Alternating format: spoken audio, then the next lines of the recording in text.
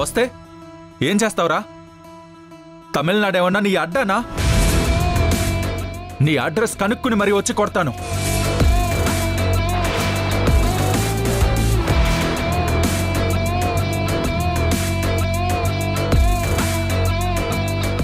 Hello hello, ఎవరు ధ్రువ? నా ఫోన్కి ఒక నెంబర్ నుంచి మిస్డ్ కాల్ వచ్చింది. ఆ టైంలో నేను అమ్మతో మాట్లాడుతూ చూసుకోలేదు. ఆ నంబరు తమిళనాడు నుంచి వచ్చిన నంబరు.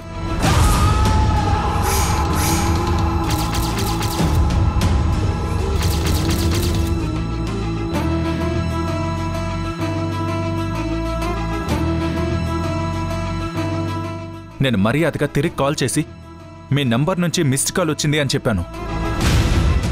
నువ్వు ఎవరు అని అడిగాను. వైజాగ్ నుంచి PP group of companies vice chairman Dhruva Pratap అని చెప్పాను. అంతే. వాడు చాలా అరుస్తూ, నేను విలుప్పురం నుంచి మునుస్వామిని మాట్లాడుతున్నాను, ఇంకోసారి ఈ నంబర్కి కాల్ చేస్తే చంపేస్తానని బెదిరించాడు. ఆ వసుంధరే కాల్ చేసుంటుందా? పైగా తమిళనాడు బోర్డర్లో పొరపాటున కాలు పెట్టకు, చచ్చిపోతావని బెదిరిస్తున్నాడు. వీడు బాబుదా తమిళనాడు?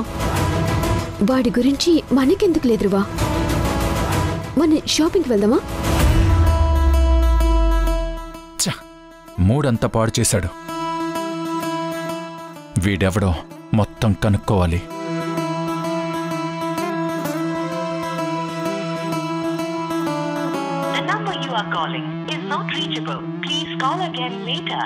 వదిలే ధ్రువా, మనకి చాలా పనులున్నాయి.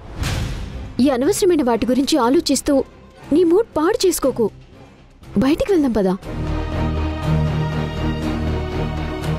కరెక్ట్. చేయాల్సినవి చాలా ఉన్నాయి.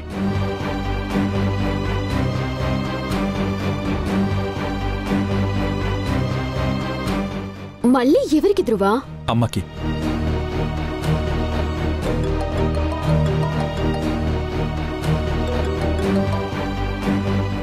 చెప్పు ధ్రువ.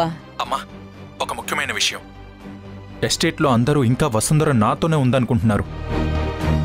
ఇప్పుడు గ్రీష్మతో పెళ్లి ఫిక్స్ చేసుకునే ముందు వాళ్ళకి విషయం చెప్పడం మంచిది.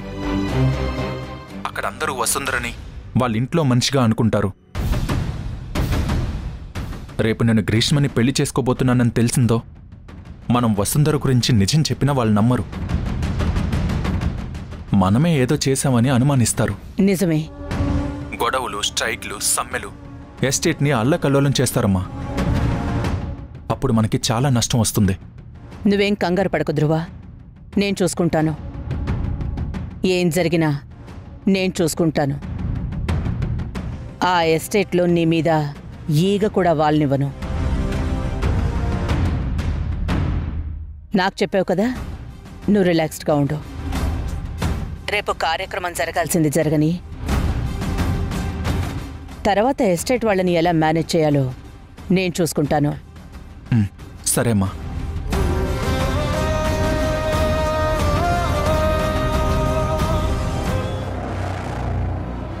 చూడు గ్రీష్మ, ఈ ప్రపంచంలో మనిషికి మనిషితో అవసరం కన్నా డబ్బుతో అవసరం చాలా ఎక్కువ.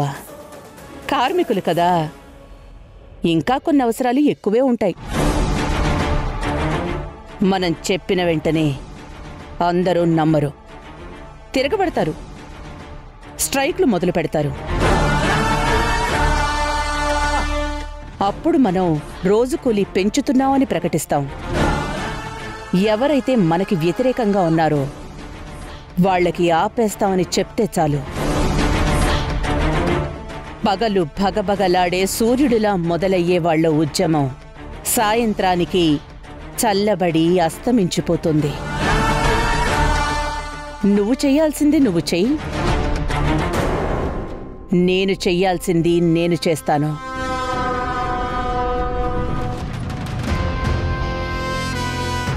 చంద్ర, చెప్పండి మేడం.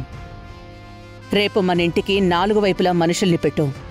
ఇంటికొచ్చే 4 మార్గాల దగ్గర రౌడీల్ని పెట్టు. పొరపాటున కూడా వసుంధర గాని ఆ వసుంధరకి సంబంధించిన వాళ్ళు గాని గేట్ టచ్ చేయడానికి కూడా వీల్లేదు. నేను చూసుకుంటాను మేడం.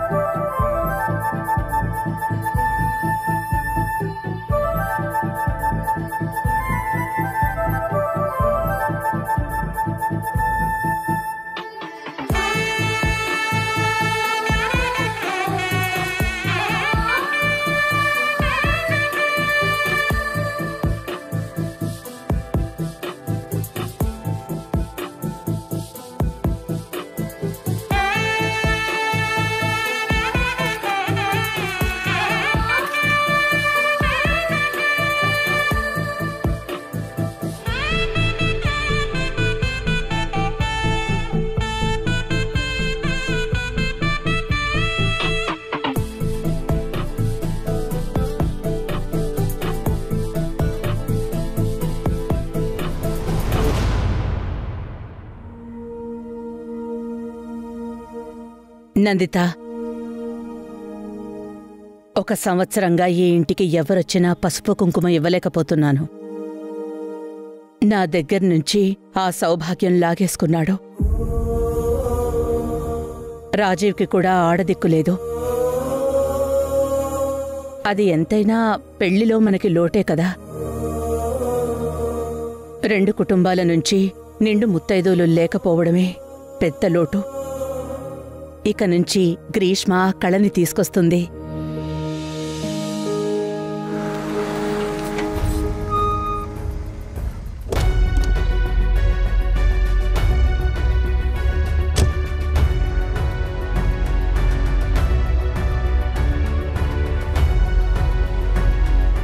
రా రాజీవ్, ఏంటి నువ్వు కూడా గెస్ట్లా లేటుగా వచ్చావు? నువ్వు చేయటానికి నాకు ఏం పనులు మిగిల్చావు గనక. నువ్వు సంతోషంగా పక్కన నిలబడితే చాలు. గ్రీష్మ లోపల రెడీ అవుతోంది, వెళ్ళి చూసిరా.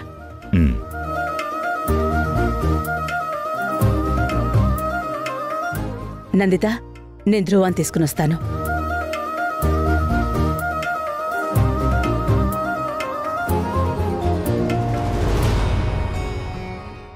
డాడీ,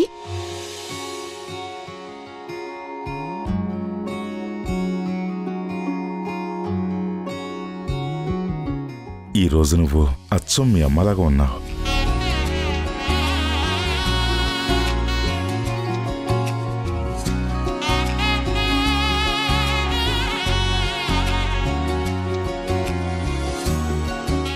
డాడీ, నువ్వు రావేమో అని భయపడ్డాను తెలుసా.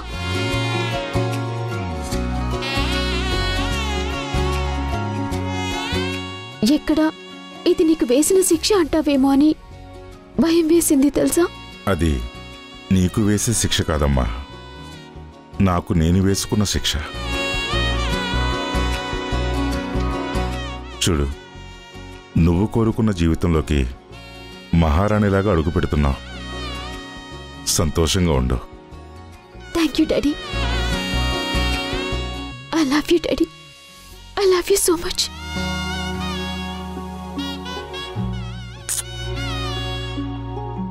I love you too, బంగారం.